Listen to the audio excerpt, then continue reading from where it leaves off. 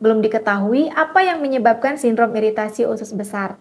Namun, gejala kondisi ini diduga terkait dengan gangguan di saluran pencernaan, termasuk gangguan pergerakan dan kontraksi otot, gangguan pada sistem saraf, peradangan, infeksi, dan perubahan keseimbangan bakteri di dalam usus. Beberapa faktor diduga bisa meningkatkan resiko terjadinya sindrom iritasi usus besar atau irritable bowel syndrome, yaitu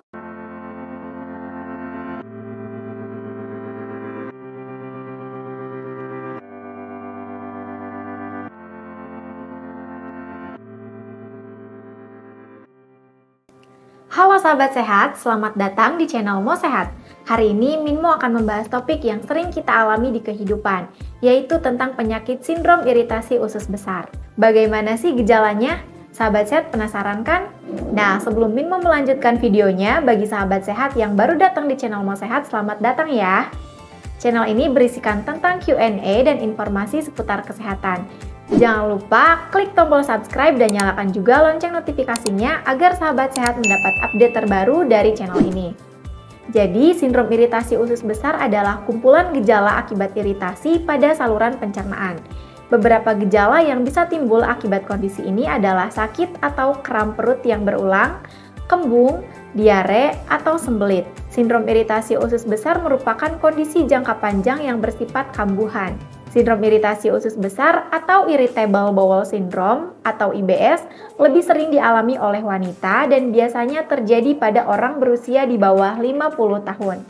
Munculnya gejala IBS bisa dipicu oleh beragam hal, termasuk stres, konsumsi makanan dan minuman tertentu, sampai perubahan hormonal misalnya saat menstruasi. Umumnya, sindrom iritasi usus besar tidak menimbulkan efek berbahaya bagi kesehatan fisik atau sampai mengancam nyawa penderitanya. Namun, seseorang yang mengalami IBS dapat merasa sangat terganggu sehingga berdampak pada kehidupan sehari-harinya. Belum diketahui apa yang menyebabkan sindrom iritasi usus besar.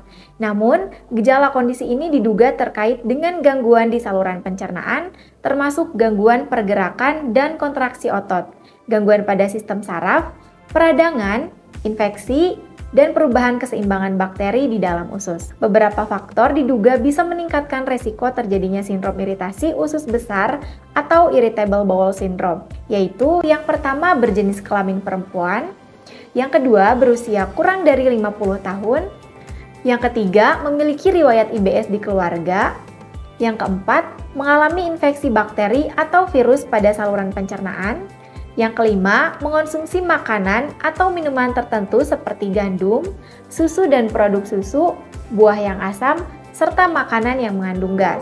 Yang keenam, memiliki kebiasaan makan atau minum dalam jumlah yang besar sekaligus. Yang ketujuh, mengalami stres atau gangguan mental seperti gangguan panik, kecemasan berlebih, atau depresi. Dan yang kedelapan, mengalami perubahan hormonal termasuk menstruasi. Sindrom iritasi usus besar juga dapat menimbulkan keluhan dan gejala berupa kembung, nyeri atau kram perut yang berulang, dan diare atau susah buang air besar atau konstipasi. Gejala ini bisa hilang timbul, mereda dengan sendirinya, memburuk, atau berangsur-angsur membaik. Kondisi ini dapat berlangsung selama beberapa hari, minggu, atau bulan, dan dapat kambuh lagi. Gejala lain yang bisa muncul pada penderita IBS yaitu yang pertama, sakit perut yang biasanya mereda setelah buang air besar. Yang kedua, tidak bisa menahan keinginan buang air besar. Yang ketiga, mual dan muntah. Yang keempat, buang air besar berlendir. Yang kelima, sering bersendawa atau kentut maupun perut bunyi tetapi tidak lapar. Yang keenam, mudah lelah. Yang ketujuh, nyeri otot. Lalu yang kedelapan, nyeri punggung. Yang kesembilan, cepat kenyang. Yang kesepuluh, nafsu makan menurun. Dan yang terakhir, rasa panas di dada. IBS bisa menimbulkan gejala yang berbeda-beda pada tiap penderitanya.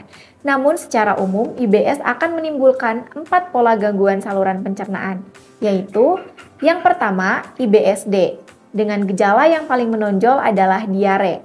Yang kedua, IBSC, dengan gejala yang paling menonjol adalah konstipasi. Yang ketiga, IBSM dengan gejala campuran diare dan konstipasi. Dan yang keempat, IBSU dengan gejala tidak khas dan tidak bisa diklasifikasikan. Penderita IBS juga perlu melakukan modifikasi pola makan, yaitu dengan menghindari, mengurangi atau justru meningkatkan konsumsi jenis makanan tertentu secara bertahap sesuai dengan gejala yang dialami. Beberapa contoh modifikasi pola makan untuk penderita IBS yaitu yang pertama, menghindari makanan yang mengandung gas seperti kacang-kacangan, kol, brokoli, atau permen karet maupun sparkling water atau minuman bersoda untuk pasien yang mengalami perut kembung. Yang kedua, mengurangi makanan tinggi serat seperti gandum dan menghindari makanan yang mengandung pemanis buatan jika penderita IBS mengalami diare. Dan yang ketiga, meningkatkan konsumsi makanan kaya serat seperti buah tin, oatmeal, wortel, atau apel jika penderita IBS mengalami sembelit. Nah, selain itu, perubahan gaya hidup juga perlu dilakukan untuk mencegah kambuhnya sindrom iritasi usus besar dan meredakan gejala yang muncul, termasuk perut kembung. Perubahan gaya hidup yang dimaksud yaitu, yang pertama, beristirahat dan tidur yang cukup, makan tepat waktu dan tidak merokok. Yang kedua, mengonsumsi makanan dengan porsi kecil dan teratur. Yang ketiga, mengurangi konsumsi minuman beralkohol, berkafein, dan bersoda. Yang keempat, tidak mengonsumsi makanan berlemak dan makanan kaleng. Lalu yang kelima, minum air putih mineral 8 gelas dalam sehari. Yang keenam, mengonsumsi buah dengan porsi yang cukup. Yang ketujuh, mengunyah makanan dengan perlahan dan tidak terburu-buru. Yang kedelapan, menjalani psikoterapi termasuk terapi perubahan perilaku atau hipnoterapi. Yang kesembilan, berolahraga secara rutin seperti senam aerobik, jalan cepat, atau bersepeda. Dan yang ke-10, mengelola stres dengan cara yang positif, misalnya dengan meditasi atau yoga. IBS merupakan penyakit kronis. Kondisi ini bisa meningkatkan risiko terjadinya beberapa komplikasi seperti hemoroid atau wasir, dehidrasi, kekurangan nutrisi atau malnutrisi, penurunan produktivitas kerja, penurunan kualitas hidup, dan gangguan mental seperti cemas atau depresi. Karena penyebab pastinya belum diketahui, belum ada pula cara yang benar-benar bisa mencegah sindrom iritasi usus besar. Namun, ada beberapa upaya yang dapat dilakukan untuk menurunkan resiko terjadinya sindrom iritasi usus besar atau mencegah kambuhnya kondisi ini, yaitu yang pertama, menghindari konsumsi makanan dan minuman penyebab IBS. Yang kedua, makan secara perlahan dan tidak terburu-buru. Yang ketiga, makan dengan porsi yang tidak berlebihan. Yang keempat, mengonsumsi makanan yang bergizi seimbang. Yang kelima, mengonsumsi makanan yang mengandung prebiotik dan probiotik.